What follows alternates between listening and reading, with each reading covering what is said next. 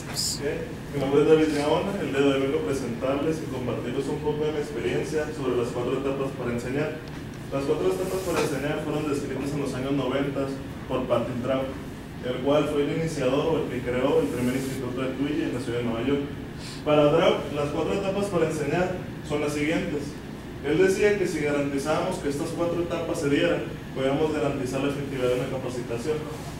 La primera era prepararse para aprender. Aquí es donde preparamos al operador, le damos un ambiente adecuado, le damos un cierto tratamiento psicológico al operador para que tenga la disposición de aprender. Explicar el trabajo, decirle qué va a hacer, cómo lo va a hacer, resaltando los puntos vitales. El tercero, hacer caer el trabajo.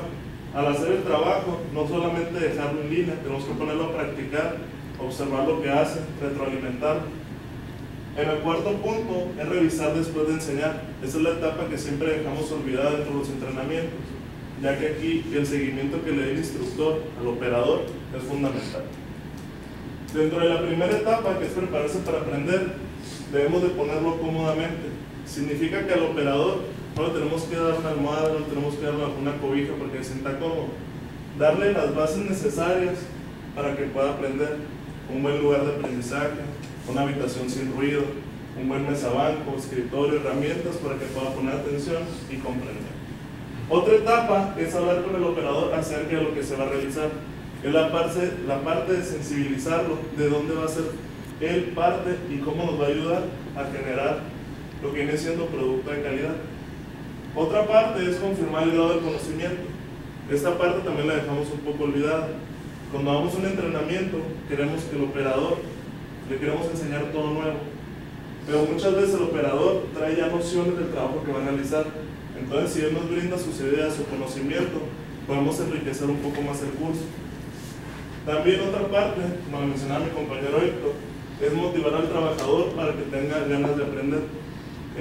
No es decir al operador que luce bien el día de hoy, no es decir al operador que va a ganar más, es decirle cómo él va a influir en que el producto salga mejor. También tenemos otra que es poner al operador en la posición correcta. ¿Qué creen que sea eso? Poner al operador en la posición correcta. No me acuerdo, creo que tenía que ver con, no sé si estoy bien, pero creo que tenía que ver con la capacidad, la actitud. O sea, si esa persona sí es apta para el proceso, si cumple el perfil, por así decirlo. Poner al operador en la posición correcta va a depender, como dice mi compañero Héctor, de lo que vienen siendo las habilidades y destrezas del operador. Si la posición donde lo vamos a colocar demanda que la persona sea alta o de estatura alta, mediana, debemos de considerarlo, ya que él, así vamos a poder explotar todas sus habilidades en la operación.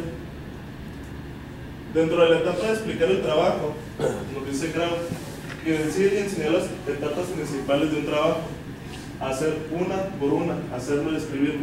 Debemos de decirle al operador lo que va a hacer de manera clara, sencilla. Después debemos insistir en los puntos vitales, dónde el proceso puede fallar, dónde se puede lastimar, cómo lo va a hacer más fácil. A medida que domine estas 3 partes, va a ser su operación más rápida. Después tenemos que explicar todo claramente, sin fallar en nada y con paciencia. Como dice Gandhi, perder la paciencia es perder la batalla. Si nosotros nos rendimos, nos rehusamos a que un operador pueda aprender, ya lo tenemos perdido, el entrenamiento va a fracasar. Debemos de adecuarnos nosotros a la audiencia, debemos de ser nosotros partícipes de que el operador aprenda. Otro error que hacemos es obligar a un trabajador a hacer un trabajo que no quiere o que no tiene la habilidad de hacer. Si por ejemplo la operación que va a hacer demanda que tenga un conocimiento matemático elevado, a lo mejor la persona que ponemos ahí no lo tiene, se va a frustrar, va a empezar a desconfiar de él, ocasionando errores. Entonces debemos de ponerlo donde él es hábil. Los seres humanos aprendemos de diferentes maneras. A lo mejor la banda es más visual, a lo mejor Héctor es más participativo, más con las manos. Tenemos lo que viene siendo la experiencia o testimonios. Muchos aprendemos escuchando, pero no todos.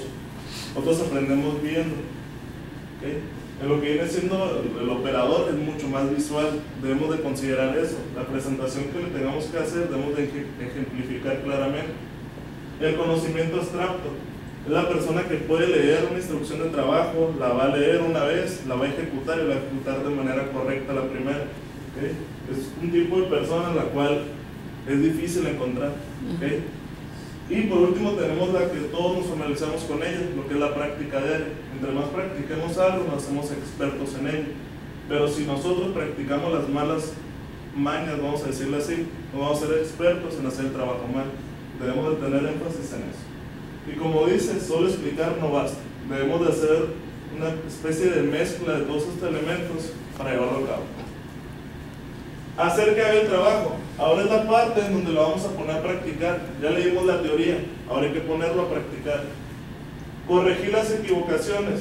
Es el punto donde lo vamos a observar cómo practica y vamos a corregir exactamente dónde comete el error.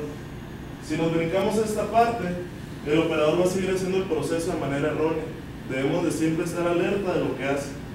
Una vez que hicimos eso, debemos de dejar que el trabajador vaya trabajando o haciendo el trabajo, repitiendo en voz alta los pasos. Así ya podemos ver la correlación que existe entre la teoría y la práctica. Por último, también tenemos que hacer que el operador cuando haga el trabajo nos diga los puntos vitales. ¿Okay? Si el operador ya conoce los puntos vitales, ya comprendió el proceso, ya sabe dónde se puede equivocar, ya sabe dónde se puede lastimar. Entonces, eso nos garantiza que la capacitación va creciendo. Y por último, verificar la comprensión. Esta parte es del instructor. Debemos de hacer preguntas, debemos decirle, oye, ¿cómo te has sentido? ¿Qué es lo que has hecho? ¿Para qué? Para sacarle un poco más de información. La última etapa es revisar después de enseñar. Ahora vamos a dejar solo, ya no le vamos a decir cómo hacerlo, pero debemos de determinar a la persona que le va a preguntar cuando nosotros no estemos. Esa persona tiene que ser de nuestra total confianza, ya que lo que él diga va a ser lo que se tiene que hacer. Como la persona es nueva y no está familiarizada con el área, debemos revisar varias veces. Debemos de estar ahí revisándolo, porque va a tener muchas inquietudes. Y después tenemos que crear un ambiente para que él pueda preguntar. Cuando vayamos a visitarlo, tenemos que preguntarle cómo te has sentido, qué has hecho, hoy has tenido problemas, cómo te ha tratado tu líder, para que él cree ese ambiente y se pueda abrir. Entre más vayamos reduciendo las instrucciones, vamos viendo que la capacitación va avanzando. Entre menos instrucciones le demos al operario, eso nos dice que la capacitación está siendo efectiva. ¿Preguntas hasta aquí? Sí, yo. Bueno, en la parte donde se explicaba el estilo o tipo de aprendizaje, ¿cómo podemos asegurar o cómo podemos identificar, mejor dicho, qué estilo o qué tipo de aprendizaje va a tener la persona que estamos tratando de capacitar? Lo que para identificarlo es una parte muy difícil. Pues si a lo mejor la persona a la que vamos dirigida, dependiendo mucho del público, debemos de adecuar el entrenamiento. Si nosotros vemos que es un operador que a lo mejor tiene un conocimiento, vamos a decirlo aquí, un poco limitado, debemos de ser un poco más visuales, debemos de dar más ejemplos, debemos dejar que él participe. En cambio, si vamos a dar con un público que a lo mejor es una gerencia, el cual tenemos que presentar la información en forma de lineamientos, ya que ellos están acostumbrados a leerlo de esa manera, vamos a poder identificar a lo mejor cómo le va a llegar mejor a la gente. Sin embargo, aquí el secreto, más bien todo eso, sería cómo mezclar las cuatro para que el entrenamiento sea funcional y efectivo. Y ya para cerrar, al realizar estas cuatro etapas o cuatro etapas de enseñanza, Kraut decía en sus metodologías que no nos van a asegurar realmente que el aprendizaje sea del 100%. Tiene que ver mucho del seguimiento que le da el instructor al operador. Lo que sí podemos asegurar es que si nosotros, una persona no aprende, es culpa de nosotros. ¿Por qué? Porque no le pusimos las condiciones necesarias para que él aprendiera. Gracias.